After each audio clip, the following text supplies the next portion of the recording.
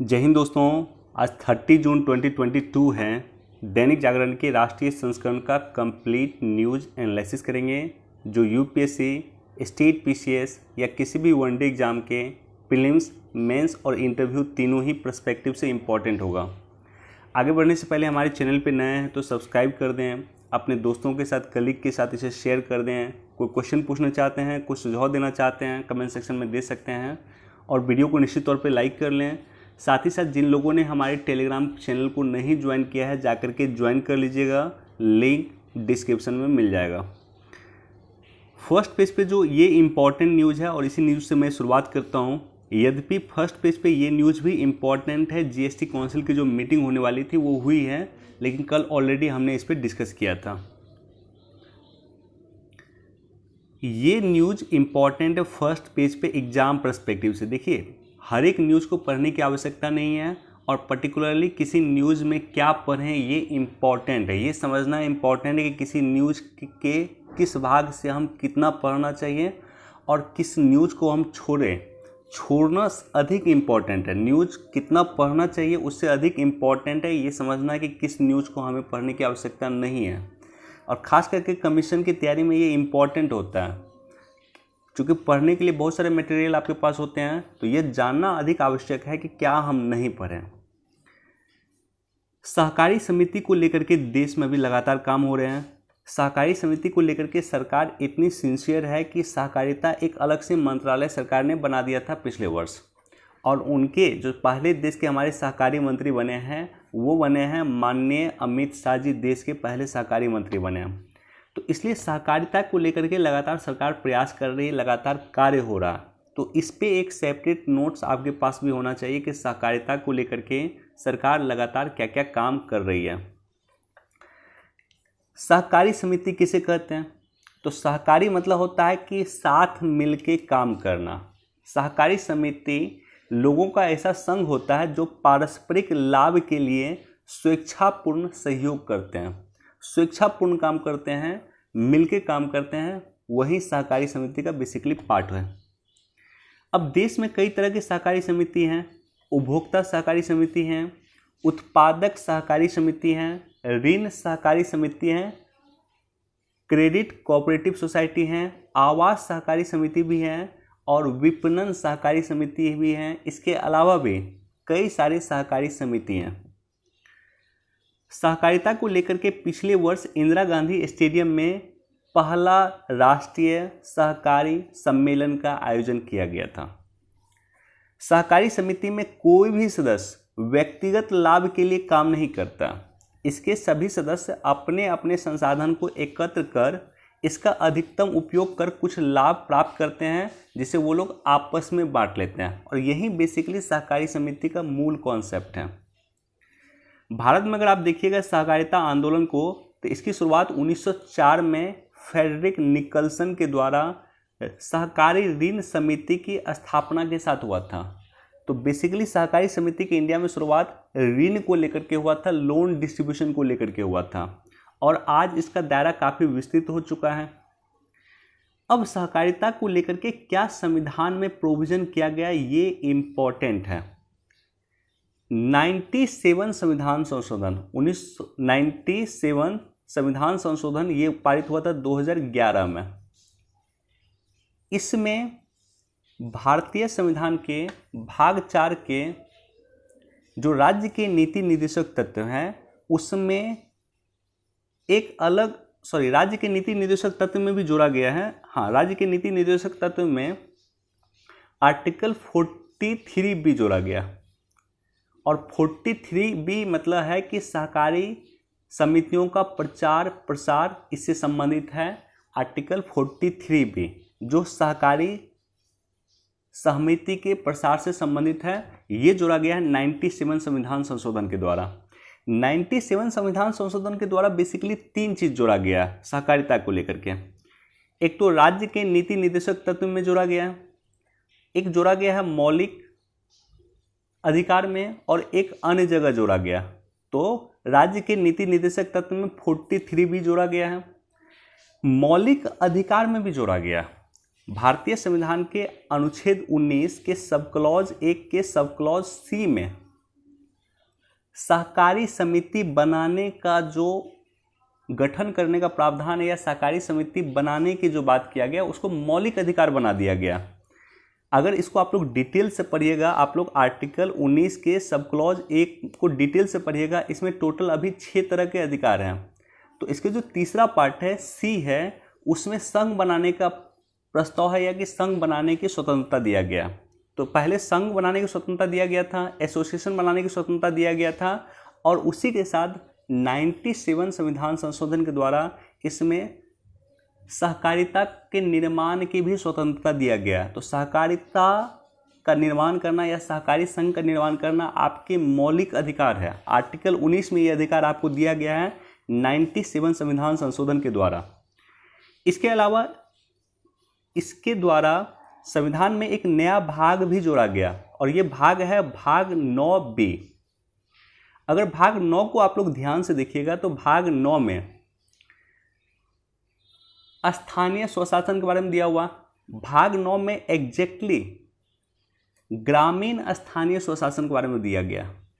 भाग 9 क में या 9A में आप कहिए नगर पालिका के बारे में दिया गया, और भाग 9 के ख में या 9 के B में आप कहिए तो इसमें सहकारिता के बारे में दिया गया।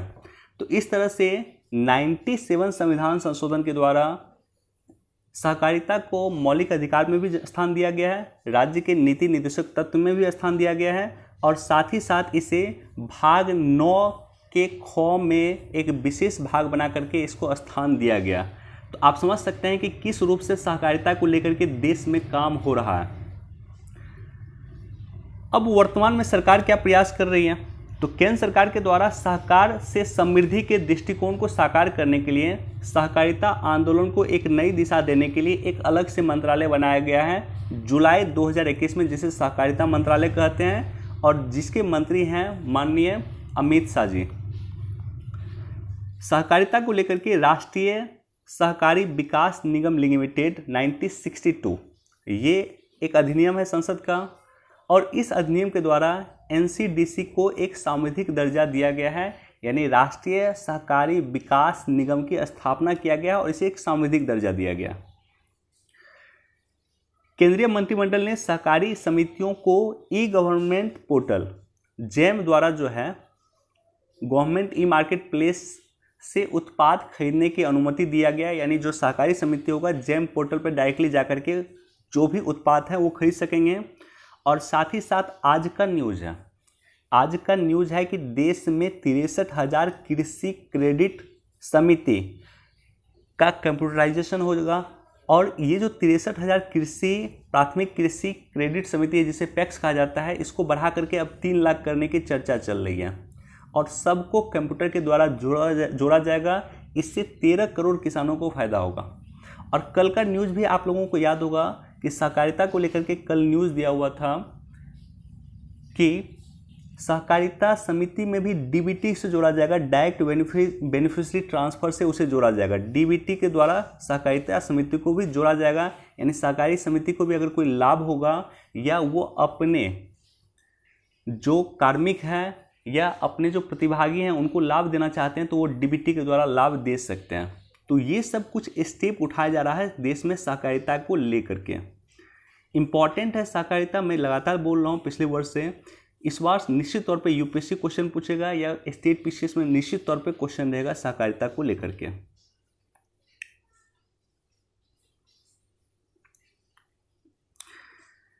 समुद्री अनुसंधान स्टेशन का नेटवर्क स्थापित करने की भारत की योजना।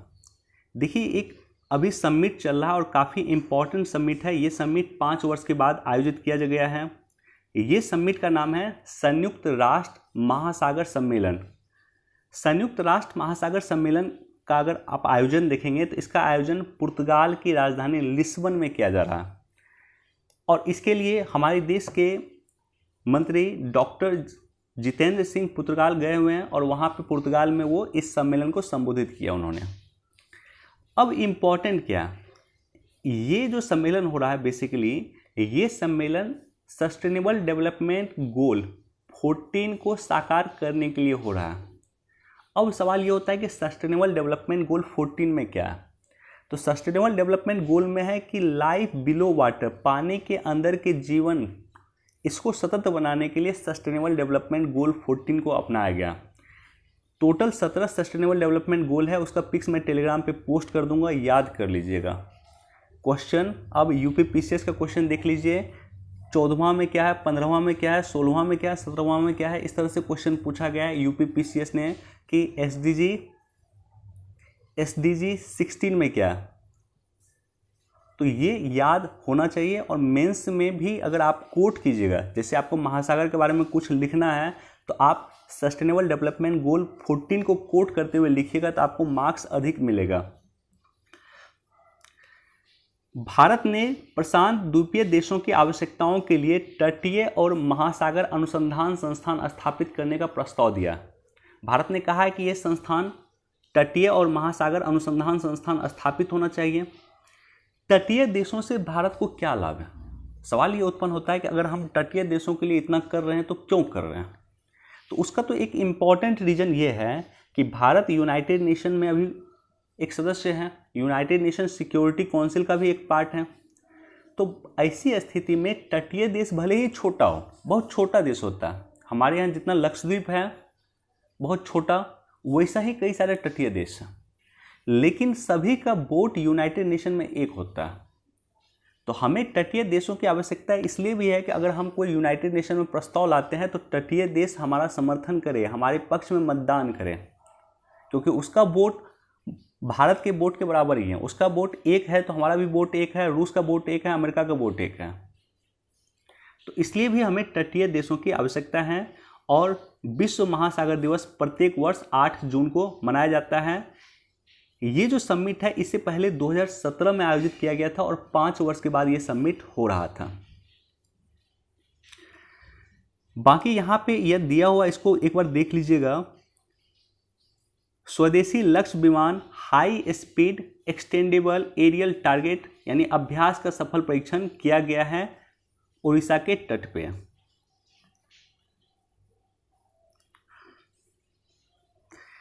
देखिए यहाँ पे ये हालांकि कांग्रेस का एक प्रवक्ता का स्टेटमेंट है, एग्जाम पर्सपेक्टिव से इम्पॉर्टेंट नहीं होगा, लेकिन एक टॉपिक जो एग्जाम पर्सपेक्टिव से इम्पॉर्टेंट मुझे दिख रहा है और खास करके मेंस पर्सपेक्टिव से, वो है कि डिफेंस के सेक्टर में सरकार रिफॉर्म्स किस तरह से कर रही है।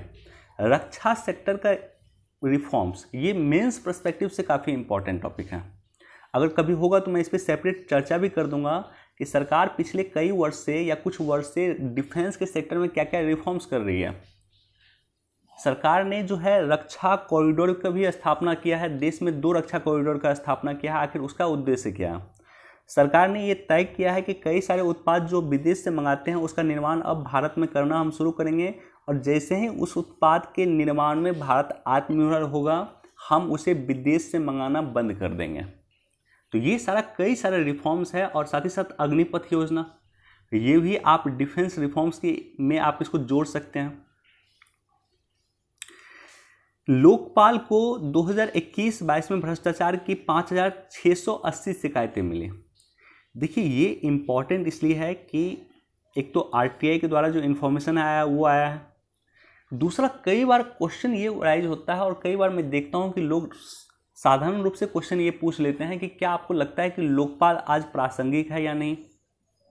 मेंस में ये टॉपिक आता है, बीपीएससी का मेंस हो, यूपीपीसीएस का मेंस हो, यूपीएससी का मेंस हो, हर जगह ये क्वेश्चन पूछा जाता है लोकपाल से संबंधित।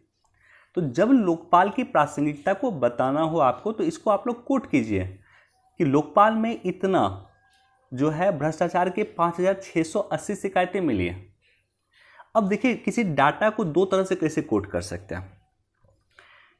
एक तो डाटा को पॉजिटिव वे में अगर आपको कोट करना होगा कि लोकपाल किस तरह से देश में सशक्त भूमिका अपनी निभा रही है, तो आप कहिए कि लोकपाल में भ्रष्टाचार को लेकर के 5680 शिकायतें मिली हैं। अब इसी डाटा को नेगेटिव वे में कैसे कोट कीजिएगा। अगर आपको लिखना हो कि लोकपाल क्यों अप्रासंगिक हो रहा है या लोकपाल क्यों देश में काम ढंग से नहीं कर रहा है, तो आप इसी डाटा को कोट करते लिख सकते हैं कि देश में 5680 शिकायतें मिली है, लेकिन 5100 शिकायत पे अभी किसी तरह का कोई एक्शन नहीं लिया गया। तो ये एक तरीका होता है, ये एक टेक्निक होता है कि किसी डाटा को पॉजिटिव वे में भी कोट करने का, नेगेटिव वे में भी कोट करने का। ये आपके क्वेश्चन पे निर्भर करेगा कि क्वेश्चन क्या पूछा है और उसको किस तरह से आपको जवाब देना है। तो मेंस का मैं कुछ आंसर आपके लिए लिख के यहाँ पे दिखा दूंगा कि एक ही डाटा को किस तरह से आप दो तरीका से कोड कर सकते हैं। बहरहाल लोकपाल के बारे में थोड़ा सा डिस्कस करूं तो लोकपाल और लोकायुक्त अधिनियम 2013 के द्वारा केंद्र में लोकपाल और राज्य में लोकायुक्त का प्रोविजन किया गया है।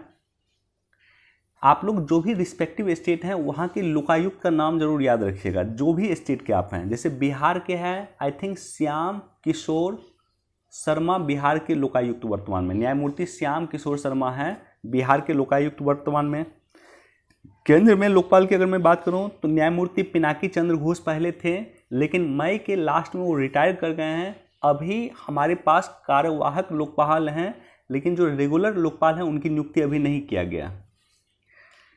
लोकपाल का पृष्ठभूमि में थोड़ा डिस्कस कर देता हूं। लोकपाल यानी ओम्बुड्समैन संस्था की आधिकारिक शुरुआत 1809 में स्वीडन में हुआ था। ये क्वेश्चन भी पीटी में पूछा जाता है कि लोकपाल की शुरुआत कहाँ पे हुआ था, तो स्वीडन में हुआ था।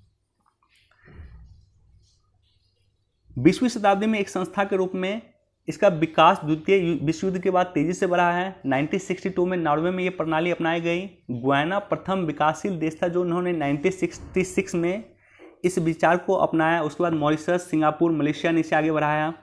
भारत में 1960 के दशक में इसकी शुरुआत हुई थी। कानून मंत्री अशोक कुमार सेन थे जिन्होंने इसको लेकर के एक संसद में प्रस्तुति किया था। 1966 में प्रथम प्रशासनिक सुधार आयोग ने भी जो प्रशासन के संबंधित सुधार शिकायत था, उस शिकायत को देखते हुए लोकपाल के गठन की बात किया था। बीपीएससी पीटी का क्वेश्चन देखिएगा, ये पॉइंट से क्वेश्चन पूछा गया। 1968 में 1968 में पहली बार लोकसभा में लोकपाल विधेयक को पारित किया गया। एग्जैक्टली यही क्वेश्चन बीपीएससी पीटी में पूछा गया था कि लोकपाल को पहली बार लोकसभा में कब पारित किया गया था। 1966, 67, 68, 69 इस तरह से 4 ऑप्शन दिया हुआ था। तो 1968 में पहली बार लोकसभा से लोकपाल बिल को पारित किया गया था। यद्यपि पूरी तरह से ये पारित हुआ है 2005 में, 2013 में अन्ना हजारे की जो आंदोलन थी 2011, उसके बाद ये 2013 में पूरी तरह से पारित हुआ। अब इसका बहुत सारा प्रोविजन है, मैं डिटेल से डिस्कस यहाँ पे नहीं करूँगा। समय मिलेगा तो एक सेपरेट वीडियो बना दूंगा लोकपाल को लेकर के। 3 माह और अटॉर्नी जनरल के पद पे बने रहेंगे के वेणुगोपाल। अब देखिए यहाँ पे चूंकि के वेणुगोपाल के बारे में जिक्र है और अटॉर्नी जनरल के बारे में जिक्र है कि वो रिटायर करने वाले हैं, तो अटॉर्नी जनरल के बारे में जाकर के आप लोग पढ़ लीजिएगा, लक्ष्मीकांत के बुक में मिल जाएगा। और साथ ही साथ कमेंट सेक्शन में ज़रूर मुझे बताइएगा कि अटॉर्नी जनरल का प्रावधान संविधान के किस आर्टिकल में किया गया है।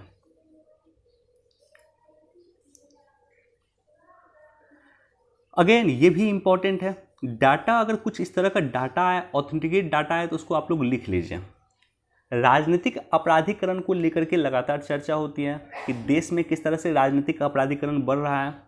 राजनीतिक अपराधीकरण को रोकने के लिए भी कई सारी देश में समिति बनी है। जैसे बोहरा समिति 1993 में बना था और कई सारी समिति बना था। अब ये जो डाटा बेसिकली यहाँ पे दिया हुआ, ये डाटा है एडीआर का डाटा। एडीआर मतलब होता है एसोसिएशन ऑफ डेमोक्रेटिक रिफॉर्म्स, एक संस्था है, एक एनजीओ है, इसका डाटा है। और नॉर्मली मैं देखता हूँ कि देश में जितने भी आपराधिक मामला होता है, चाहे संसद पे चाहे राज्य विधानमंडल पे, उसका डाटा कलेक्ट करता है एडीआर। तो इसलिए एडीआर के डाटा को ऑथेंटिकेट माना जाता है। तो एडीआर ने अपने डाटा में कहा है कि 31% जो सांसद हैं, राज्यसभा सांसद, उस पर आपराधिक मुकदमा चल रहा है। एडीआर के पहले की डाटा की मैं बात करूं तो एडीआर ने अपने पहले डाटा में ये बताया था कि देश में लगभग 5000 विधायकों और सांसदों पे मामले लंबित चल रहे हैं, आपराधिक मामले लंबित चल रहे हैं। एडीआर की मैं एक और रिपोर्ट की मैं बात करूं तो एडीआर ने बताया है कि 2009 में गंभीर आपराधिक मामले वाले सांसदों की संख्या 56 था, जो 2019 में बढ़कर 159 हो गया। याद रखिए, गंभीर मामले की मैं बात कर रहा हूँ। और जब गंभीर मामले की बात होती है तो वहाँ बात हो जाती है हत्या की, वहाँ बात हो जाती है बलात्कार की, वहाँ बात हो जाता है अपहरण की। तो इस तरह का जिस पे आरोप लगा है उस तरह की सांसद की संख्या देश में अभी 159 है। बहरहाल ये अलग टॉपिक है, मैं कभी फिर से डिटेल से डिस्कस कर दूंगा। और राजनीतिक अपराधीकरण को लेकर के वैसे भी कई बार मैंने चर्चा किया है।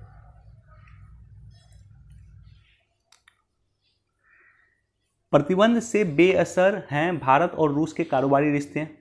G7 के हाल में ही मीटिंग हुई है जर्मनी में, और भारत पे लगातार ये दबाव डालने का कोशिश किया गया है कि आप रूस से अपने कारोबारी संबंधों को बंद कीजिए। भारत का कहना है कि भारत अपने स्वयं के इंटरेस्ट को देखेगा। रूस हमें सस्ता तेल देता है, क्या अमेरिका हमें सस्ता तेल दे सकता है? तो नहीं दे सकता है। तो ऐसी स्थिति में भारत की लोगों की भलाई के लिए, भारत के सेल्फ इंटरेस्ट के लिए भारत रूस के साथ अपने संबंधों को बरकरार रख रहा है। और ये जो G7 का मीटिंग हुआ है, इस मीटिंग से भी कोई खास इम्पैक्ट पड़ता हुआ नहीं दिख रहा है। देखिए यहाँ पे मैंने स्पीकर को हाईलाइट किया। कल मैंने दल बदल कानून पे एक सेपरेट वीडियो बनाया था, आप लोग जाकर के देख लीजिएगा। दल बदल कानून तो इम्पॉर्टेंट है, लेकिन दल बदल कानून को रेगुलेट करने का, उसको लागू करने की जिम्मेदारी स्पीकर की होती है। तो इसलिए स्पीकर इम्पॉर्टेंट है। मैं लगातार बोल रहा हूँ कुछ दिन से कि स्पीकर को आप लोग डिटेल से पढ़ लीजिएगा लक्ष्मीकांत की बुक से।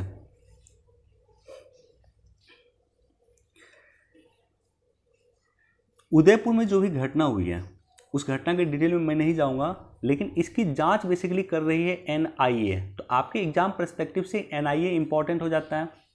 NIA मतलब होता है नेशनल इन्वेस्टिगेशन एजेंसी, राष्ट्रीय जांच एजेंसी। 2008 में जो मुंबई टेरर अटैक हुआ, उस टेरर अटैक से पहले जो भी घटना, इस तरह की आतंकवादी घटना होती थी, नॉर्मली उसका जांच CBI करता था। लेकिन 2008 के बाद सरकार को इस बात की आवश्यकता महसूस हुई कि देश में जिस तरह की आतंकवादी घटना हो रही है, उसकी जांच करने के लिए हमारे पास एक सेपरेट एजेंसी होना चाहिए। और इसी को ध्यान में रखते हुए NIA की स्थापना 2008 में मुंबई टेरर अटैक के बाद किया गया था, राष्ट्रीय जांच एजेंसी की स्थापना। और राष्ट्रीय जांच एजेंसी जो है बेसिकली NIA, ये बेसिकली इनका काम है कि आतंकवाद को रोकना, या आतंकवादी कोई कार्रवाई हुआ है या आतंकवादी घटना हुआ है तो उस घटना को लेकर के जांच करना। तो जिस तरह से उदयपुर में घटना हुई है, उसके पीछे कई सारे इंटरनेशनल साजिश हैं, आतंकवादी साजिश हैं। और इस बात को लेकर के केंद्र सरकार ने, गृह मंत्रालय ने NIA को ये रिस्पॉन्सिबिलिटी सौंप दिया है कि वो इस घटना की जांच करे।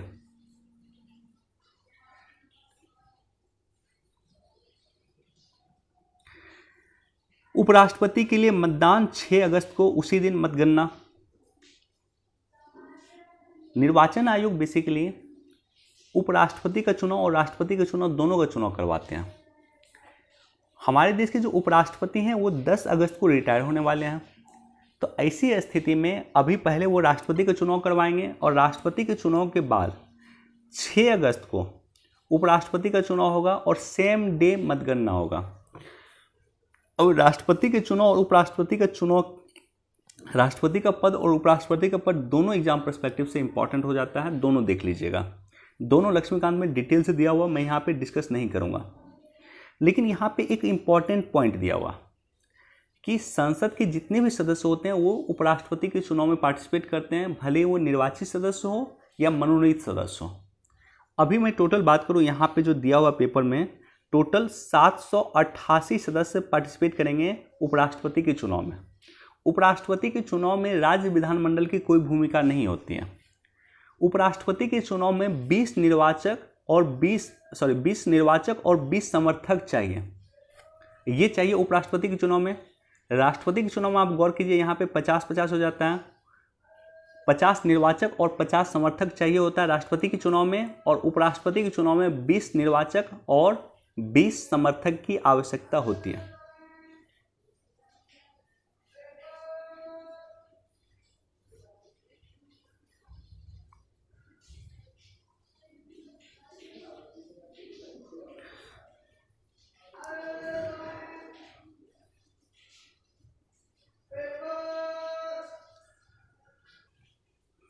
क्योंकि इस एडिटोरियल को आप लोग पढ़ लीजिएगा, ये एडिटोरियल इंपॉर्टेंट है। बहरहाल मैं इसका डिस्कस इसलिए भी नहीं कर रहा हूँ क्योंकि रूस यूक्रेन वार पे कई बार मैंने चर्चा किया, और रूस यूक्रेन वार 4 महीने बीत चुके हैं, अभी तक हमें कोई आउटपुट नहीं दिख रहा है, कोई रिजल्ट इसका नहीं दिख रहा है। और ये युद्ध और लंबा चलेगा। क्यों युद्ध लंबा चलेगा? क्योंकि जब जनता किसी युद्ध में पार्टिसिपेट करना शुरू कर देती है, जनता की भूमिका बढ़ जाती है, तो वैसी कंडीशन में युद्ध बढ़ता है। हमने देखा है कि किस तरह से तालिबान ने एक दिन में अफगानिस्तान का अधिग्रहण कर लिया था, काबुल का अधिग्रहण कर लिया था, लेकिन वो कंडीशन यहाँ पे नहीं है, क्योंकि तालिबान का सपोर्ट कर रही थी अफगानिस्तान की जनता। ये कंडीशन यहाँ पे नहीं है, इसलिए जो यूक्रेन की जनता है वो बेसिकली रूस का विरोध करती है, रूस के सैनिक का विरोध करती है। कई बार टैंक के सामने आकर वो लोग खड़े हो जाते हैं। तो इसलिए ये युद्ध लंबा चलेगा। 4 महीने हो गए हैं, 4 महीने और भी चलेगा, तो इसमें कोई अतिशयोक्ति नहीं होगी। बहरहाल इसको आप लोग पढ़ लीजिएगा। रूस यूक्रेन वार पे मैंने एक सेपरेट वीडियो बनाया है, नहीं देखा है तो जाकर के देख लीजिएगा। लिंक डिस्क्रिप्शन में दे दूंगा या टेलीग्राम पे मैं शेयर कर दूंगा। दोस्तों, ये जो टॉपिक है, ये टॉपिक भी काफ़ी इम्पॉर्टेंट है और इसको भी आप लोग पढ़ लीजिएगा। समान नागरिक संहिता, भारतीय संविधान के आर्टिकल 44 में इसको स्थान दिया गया है। समान नागरिक संहिता मतलब होता है कि किसी भी धार्मिक संप्रदाय का या सभी धार्मिक संप्रदाय के लिए तलाक का कानून, विवाह का कानून, उत्तराधिकार का कानून या अन्य जो भी कानून होता है वो कानून हर एक धर्म के लिए सेम होना चाहिए। ये कहना है आर्टिकल 44 में समान नागरिक संहिता में।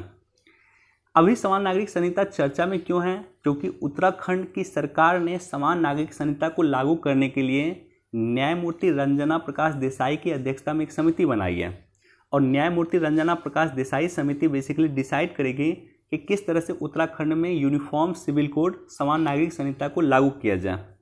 तो इस टॉपिक पे कई बार मैंने चर्चा किया है, इसके कुछ पॉजिटिव इम्पैक्ट, कुछ नेगेटिव इम्पैक्ट, क्यों ये लागू होना चाहिए, क्यों ये लागू नहीं होना चाहिए, पक्ष और विपक्ष में कुछ पॉइंट आपके पास होना चाहिए, और साथ ही साथ विधि आयोग का क्या रिकमेंडेशन है और संसद का क्या रिकमेंडेशन है। तो ये सभी आपको जानकारी होनी चाहिए। समय मिलेगा तो मैं इस पर भी सेपरेट वीडियो बना करके डिस्कस कर दूंगा। ग्रीन हाइड्रोजन के लिए बने 3 कॉरिडोर। तो देश में ग्रीन हाइड्रोजन को लेकर के 3 कॉरिडोर की स्थापना किया जा रहा है। अब ग्रीन हाइड्रोजन की अगर मैं बात करूंगा तो इस मिशन की शुरुआत यहाँ पे देखिए पेपर में थोड़ा गलत दिया हुआ है कि अगस्त 2022 में किया गया, ऐसा नहीं है। अगस्त 2021 में इसकी शुरुआत किया गया था माननीय प्रधानमंत्री जी के द्वारा। ग्रीन हाइड्रोजन की आवश्यकता क्यों है? क्योंकि वर्तमान में आप देखते होंगे किस तरह से कोयला क्राइसिस एक बार फिर से बढ़ गया था, और कोयला क्राइसिस बढ़ेगा तो उसका डायरेक्टली इम्पैक्ट हमारे आम जीवन पे पड़ेगा, क्योंकि बिजली उत्पादन 70% आज भी कोयला से होता है। तो ऐसी स्थिति में कोयला पे अपनी निर्भरता को कम करने के लिए हम 160 अरब डॉलर का ऊर्जा का आयात करते हैं। हमारा फॉरेक्स रिजर्व का अच्छा खासा मात्रा खर्च होता है ऊर्जा को आयात करने में। तो इसे कम करने के लिए फॉरेक्स रिजर्व में जो हमारा ट्रेड डेफिसिट होता है, ट्रेड डेफिसिट को कम करने के लिए भी हमें इसकी आवश्यकता है। पेरिस समझौता में जो हमने टारगेट फिक्स किया गया था, या पेरिस समझौता में हमने जो कहा था, इसके अलावा वर्तमान में जो ग्लासगो समिट हुआ है 2021 में, उसमें जो भारत की प्रतिबद्धता है कि 2070 तक हम नेट न्यूट्रल कर लेंगे। तो इस टारगेट को फुलफिल करने के लिए भी आवश्यकता है कि हम ग्रीन हाइड्रोजन मिशन को इम्प्लीमेंट करें, इसको आगे बढ़ाएं। ग्रीन हाइड्रोजन का आकार वर्ष 2050 तक 340 अरब डॉलर हो जाएगा। ये काफ़ी बड़ा अमाउंट होता है। इनफैक्ट पाकिस्तान से बड़ी, पाकिस्तान की जो वर्तमान में जीडीपी है उससे बड़ी इसका साइज है। तो ये 2050 तक 340 अरब डॉलर का हो जाएगा।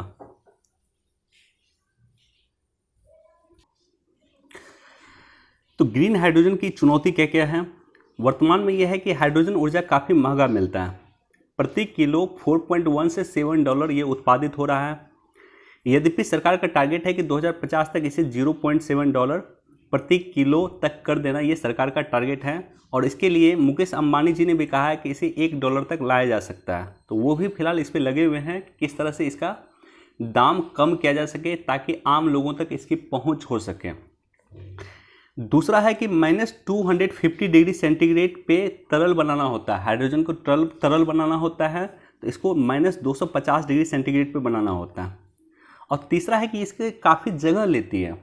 ये लगभग 11,000 लीटर डीजल जितना जगह लेता है उतना 1 किलो हाइड्रोजन जगह लेता है। तो आप सोच सकते हैं कि ये काफ़ी जगह भी लेता है। तो ये तीनों ही इसका ड्रॉबैक है। अब देखिए सरकार के क्या प्रयास है। सरकार ने ग्रीन हाइड्रोजन और ग्रीन अमोनिया नीति लाया था पिछले वर्ष 15 अगस्त 2021 को माननीय प्रधानमंत्री जी ने लाल किला के प्राचीर से भाषण देते वक्त इसकी घोषणा किया था। सरकार 2030 तक 50 लाख टन ग्रीन हाइड्रोजन उत्पादन करने का लक्ष्य रखा। तो इस तरह से ग्रीन हाइड्रोजन भी हमारा एक विकल्प हो सकता है, और ये विकल्प हो सकता है हमारी ऊर्जा का, हमारी जो कोयला है उसका एक विकल्प हो सकता है ग्रीन हाइड्रोजन। 18 पैसे गिर के 79 के पास पहुंचा रुपया, तो रुपया लगभग 80, $1 के मुकाबले रुपया लगभग 80 के आसपास होने वाला है। 79.03 रुपये हो चुका है, यानी $1 का कीमत अब हो गया 79.03। अब देखिए, जो जानकार है, जो इकोनॉमिस्ट है, उनका कहना है कि जो तेल की कीमत बढ़ रही है, कच्चे तेल की कीमत बढ़ रही है, और उसी के कारण डॉलर मजबूत हो रहा है और रुपये कमजोर हो रहा है, राइट।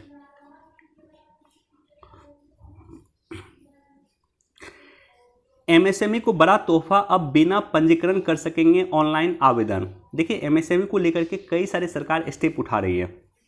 एक तो 27 जून को एमएसएमई दिवस मनाया जाता है। कुछ दिन पहले, 3 दिन पहले एमएसएमई दिवस मनाया गया था, हमने चर्चा भी किया था यहाँ पे।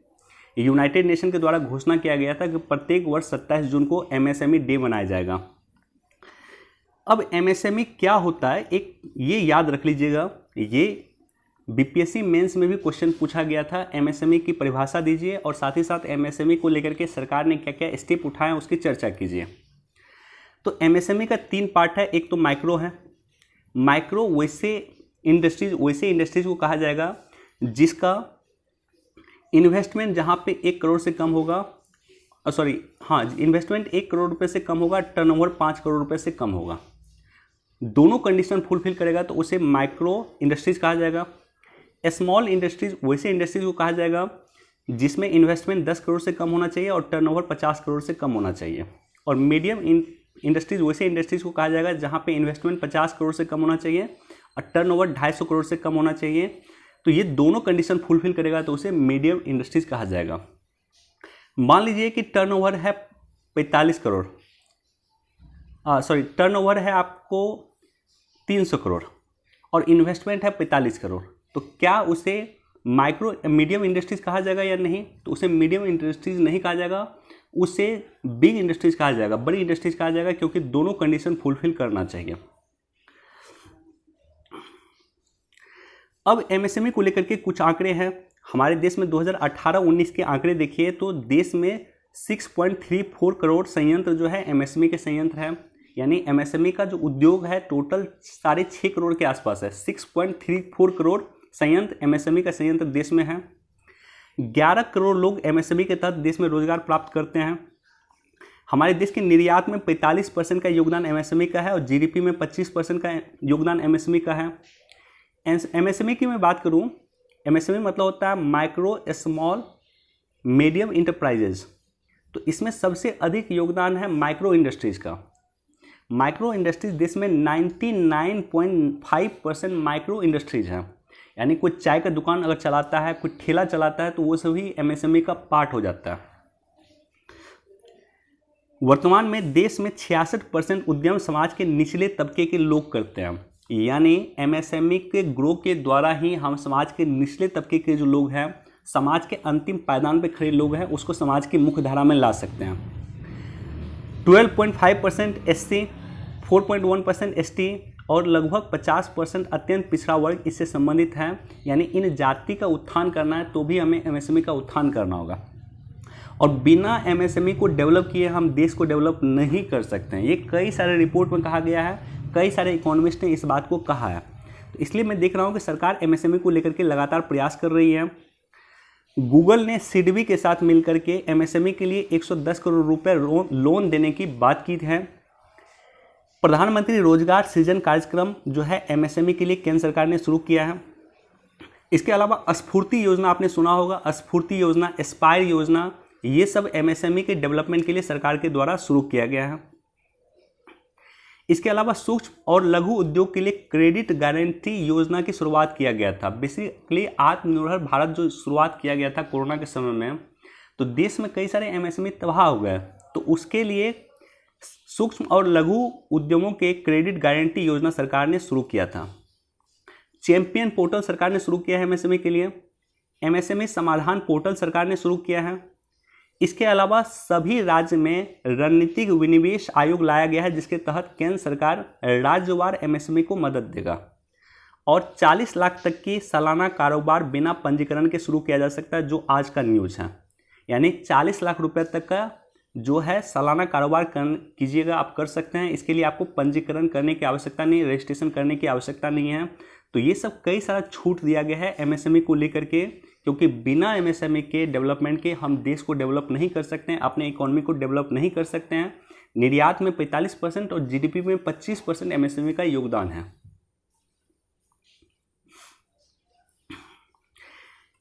यूरोप में सैन्य तैनाती बढ़ाएगा अमेरिका।